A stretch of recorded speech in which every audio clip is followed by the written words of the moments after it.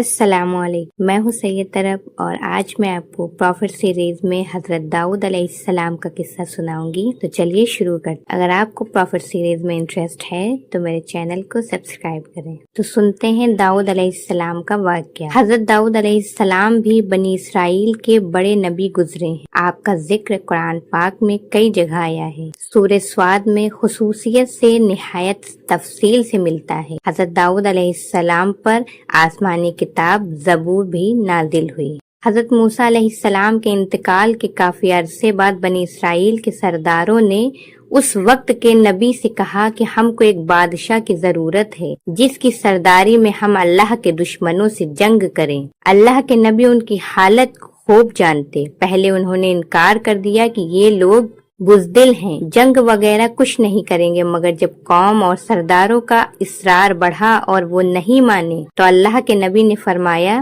اللہ تعالیٰ نے تمہارے لیے طالوت کو بادشاہ مقرر کیا ہے۔ طالوت ایک غریب آدمی تھے۔ سردار امیر لوگ طالوت کا نام سنتے ہی ناراض ہو گئے کہ سرداری اور بادشاہت تو ہمارا حق تھا، یہ غریب آدمی کو کیسے مل گیا؟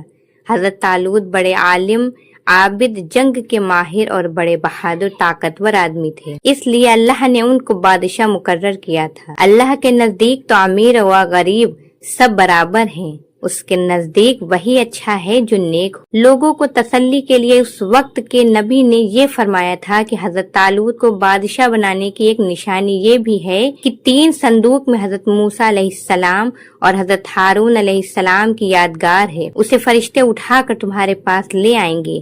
چنانچہ فرشتے وہ صندوق ان کی قوم کے پاس لے آئے۔ آخر انہوں نے حضرت طالوت کو اپنا بادشاہ بنا لیا۔ آخر جب طالوت اپنی فوج لے کر روانہ ہونے لگے تو انہوں نے اپنی قوم کی ایک آزمائش کی کہ اگر کوئی مصیبت آئی تو یہ لوگ اس کا مقابلہ کریں گے یا بھاگ جائیں گے۔ انہوں نے کہا کہ آگے چل کر پانی کی ایک نہر آئے گی، جس نے اس کا پانی پی لیا اس کو مجھ سے کوئی تعلق نہ ہوگا۔ میرا آدمی وہ ہے جو اس میں سے نہ پیے، زیادہ سے زیادہ 1 چلو پینے کی اجازت ہے۔ مگر جب نہر پر پہنچے تو چند لوگوں کے سوا سب نے خوب پانی پی لیا۔ جب نہر کے پار اتر گئے تو کہنے لگے، ہم اپنے دشمن جالوت سے لڑنے کی طاقت نہیں رکھتے۔ مگر ان میں وہ لوگ جو ایماندار تھے اور جنہوں نے صرف 1 گھونٹ پانی پیا تھا، وہ پکار اٹھے کہ اکثر ایسا ہوتا ہے کہ اللہ کے حکم سے تھوڑی سی جماعت بڑی جماعت پر غالب آ جاتی ہے۔ اللہ ہمیشہ صبر کرنے والوں کا ساتھ دیتا ہے۔ جب یہ لوگ جالوت کے لشکر کے سامنے آئے تو دعا کی، اے ہمارے رب، ہمیں اپنے پاس سے صبر عطا کر کہ مر مٹے مگر دشمن سے ڈر کر پیچھے نہ ہٹیں، ہمارے پاؤں جمائے رکھ اور ہمیں فتح دے۔ پھر اللہ کے حکم سے انہوں نے دشمن کو شکست دی۔ حضرت طالوت علیہ السلام کے بعد حضرت داؤد علیہ السلام کو اللہ نے حکومت عطا کی، اور حکومت بھی ایسی عطا کی کہ انسانوں کے ساتھ پہاڑوں اور پرندوں کو بھی ان کا فرما بردار کر دیا۔ ان کو دانائی اور مقدموں کے فیصلے کرنے کی لیاقت بخشی۔ پھر بھی وہ اللہ کی عبادت ہر وقت کرتے رہے۔ اللہ نے ان کو حکم دیا تھا کہ پوری زرہیں بنائیں، کڑیوں کے جوڑنے میں مناسب انداز کا خیال رکھیں اور اپنی زندگی نیک کاموں پر خرچ کریں۔ ایک دفعہ اللہ تعالیٰ نے ان کا امتحان لیا، اس طرح کہ 2 آدمی دیوار پھاند کر ان کے مکان میں گھس آئے جس میں وہ عبادت کرتے تھے۔ آپ نے انہیں دیکھا تو گھبرا گئے۔ انہوں نے کہا، آپ گھبرائے نہیں، ہم اپنا جھگڑا لے کر آئے ہیں۔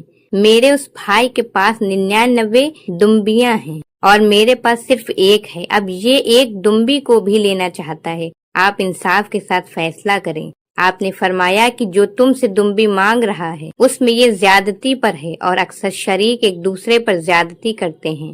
البتہ جو لوگ اللہ پر ایمان رکھتے ہیں اور نیک کام کرتے ہیں وہ زیادتی سے بچ جاتے ہیں، مگر ایسے شریک بہت کم ہوتے ہیں۔ جب یہ لوگ چلے گئے تو آپ کو خیال گزرا کہ اللہ نے یہ میرا امتحان لیا ہے۔ انہوں نے توبہ کی، سجدے میں گر پڑے اور اللہ کی طرف توجہ کی۔ اللہ تعالیٰ نے فرمایا کہ اے داؤد، ہم نے تمہیں اس زمین کا خلیفہ بنایا ہے، لوگوں میں انصاف کرنا اور اپنی خواہش پر نہ چلنا، ورنہ اللہ کی راہ سے بھٹک جاؤ گے۔ حضرت داؤد علیہ السلام کے قصے میں ہم کو یہ سبق ملتے ہیں، مسلمانوں کے بادشاہ کے لیے امیر ہونا ضروری نہیں، بلکہ اس کو عالم، طاقتور و بہادر اور لڑائی کے طریقے معلوم ہونے چاہیے۔ جیسے حضرت طالوت کو غریب آدمی تھے مگر یہ سب خوبیاں ان میں موجود تھیں، اللہ تعالیٰ نے ان کو بادشاہ بنایا۔ دشمن سے لڑائی جیتنے کے لیے یہ ضروری نہیں کہ تعداد زیادہ ہو، مگر ضروری یہ ہے کہ ہمارا اللہ پر کامل یقین ہو کہ وہ ہماری مدد کرے گا اور ہم موت سے نہ ڈریں اور اپنے امیر کی اطاعت کریں۔ ہمارے پاس کتنی ہی دولت آ جائے، یہاں تک کہ چرند پرند، پہاڑ، لوہا سب ہمارے تابع ہو جائیں، مگر ہمیں اللہ کو نہیں بھولنا چاہیے، دل کی خواہش پر نہیں چلنا چاہیے، سب کے ساتھ انصاف کرنا چاہیے۔ تو کیسا لگا آپ کو داؤد علیہ السلام کا واقعہ؟ کمنٹ کر کے ضرور بتائیں، اور ملتے ہیں نیکسٹ ویڈیو میں حضرت لقمان علیہ السلام کے قصے کے ساتھ۔